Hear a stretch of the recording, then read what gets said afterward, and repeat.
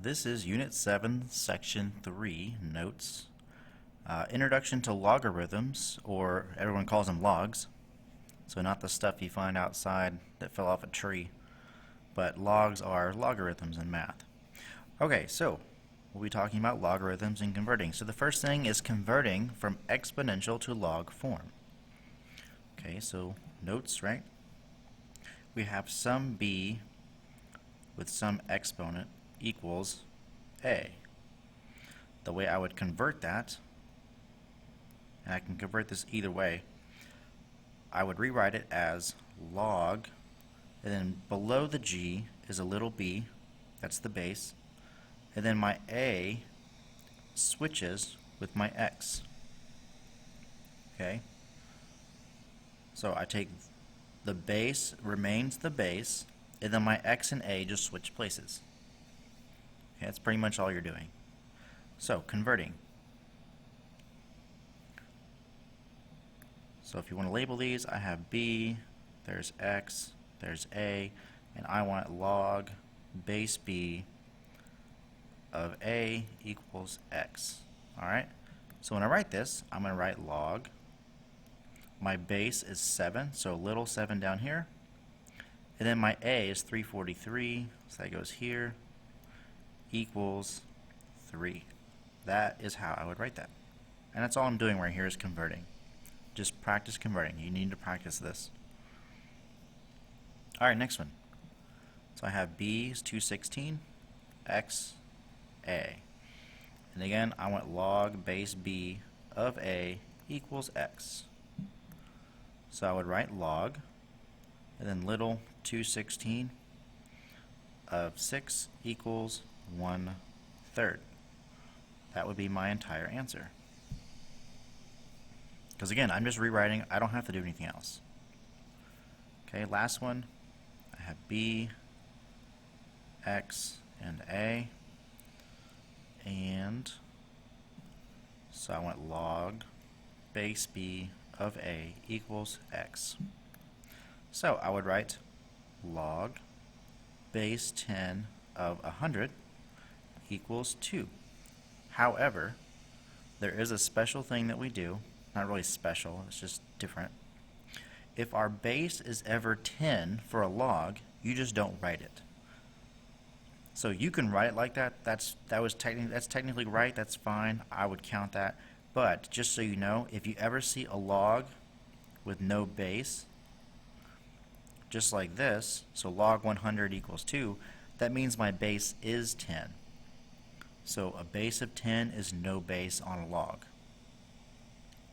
Okay, because we're going to see that, and you're going to have to remember that if I don't have a number there, it's 10.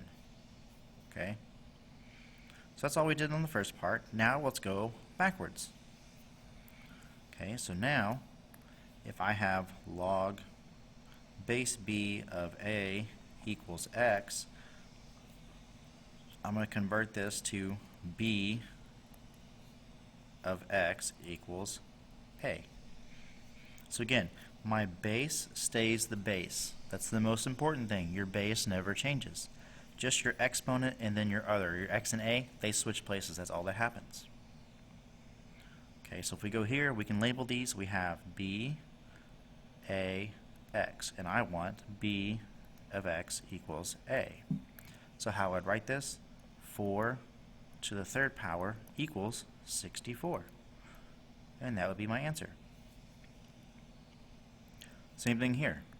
I have b is 5, a, and x. And I want b to the x equals a. So I have 5 to the negative 3 equals 1 over 125. And that's it. So I'm just rewriting. I'm not doing anything else. Now, here's what I was talking about.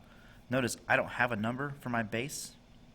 I just have a and I have x, but I still want b to the x equals a. So remember, if I don't have a b, that means b equals, sorry, b equals 10 if I don't have a number. Alright, so then I would just write 10 to the fourth equals 10,000. And that'd be my answer. So these first 6 are just practicing converting back and forth. between exponential and log form. Okay? Now we can go down here and actually evaluate logarithms. So we have log of 2, or log 2 of 64, and we don't know what it is. We want to know what it is, right? So the way I would start this is I would write equals, wow, stop being red. Red is answers. Alright, equals x. So anytime it says evaluate a log, first thing you want to do is put equals x. And then I want to convert it. So remember, I have b here, and then here's a, and here's x. And I want b to the x equals a. So let's rewrite this. So I would have 2 to the x equals 64. Alright? Now, if you remember what we did in the previous lesson, where we had all these bases with, or different bases, we had to change them to get a common base, that's exactly what I'm doing here. So I want to convert all these to a base of 2, so I'd have 2 to the x equals, and then 64, well, if you go through your 2's real quick, you would find that's 2 to the 6th power. I might be wrong, but I'm just guessing here, because I have 2, 4, 8, 16, 32, 64. So that's an exponent of 1, 2, 3, 4, 5, 6. Okay, cool. I was right. Alright, now with a common base, just like we did before, you cross off the bases. I write the exponents, which just gives me my answer, x equals 6. That's it. So I convert to exponential, get a common base, and then solve for x. So it's kind of like what we did before where we get a common base and solve for x. We're just adding the conversion part in the very front. That's really all you're doing different. Now I know in the directions it says use a change of base formula. I will get to that on number 9. I don't need that yet, so don't worry, I didn't forget. So we're going to look at number 8, log of 1 over 100. So I write equals x, and then if I would label these, remember I don't have a base, so my base is 10.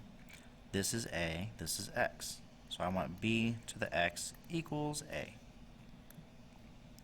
Alright, so I have 10 to the x equals 1 over 100. Okay, I want a common base, so I'm going to flip that. 1 over 100 becomes 100, and then I put a negative 1. And then also I can change 100 to a base of 10, because 100 is just 10 squared. Okay, cross off my 10s. And what do I have left? I have x equals 2 times negative 1. So my answer, x equals negative 2. Okay? So again, you're still going to have to know your exponents. You're still going to have to be able to flip these and get a common base, so that's not going away. Alright, now let's talk about change of base. So let's go ahead and first start off doing this question the same as we have been. So I do equals x. Okay, I have base a x. I want b to the x equals a. Okay, so I'm going to start off by writing 4 to the x equals 60. Now, I want to get a common base, right? But if I go through my 4's, I would have 4, 16, 64. Look at that. There is no 60, which means I cannot make 60 a common base of 4. And then we already did the 2's earlier. I can't even do that, because that would be, what, 2, 4, 8, 16, 32, 64. So no matter what, I can't make these a common base. So when that happens,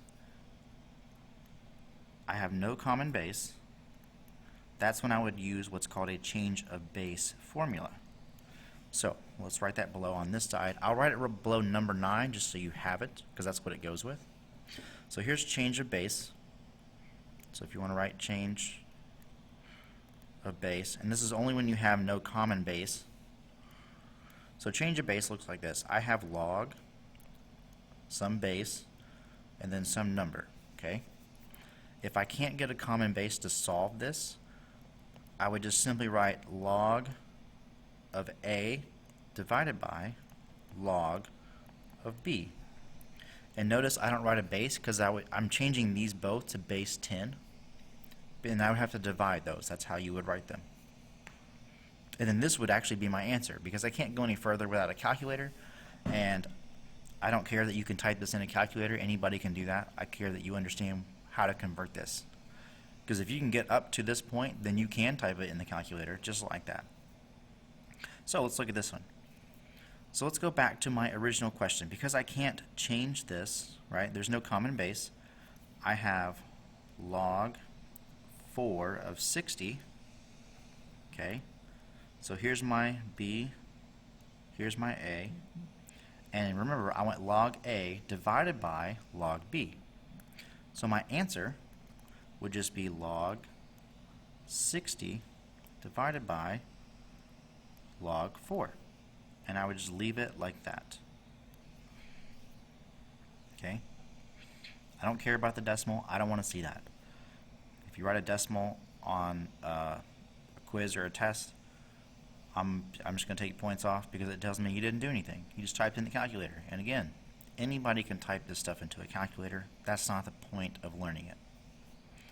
Alright, so no common base, you just convert it and leave it like that. Otherwise, if you can get a common base, you're just going to solve like we have been. Alright? So that's an introduction to logs. Ooh, it'll zoom out for me. And yeah, that's it for lesson 3.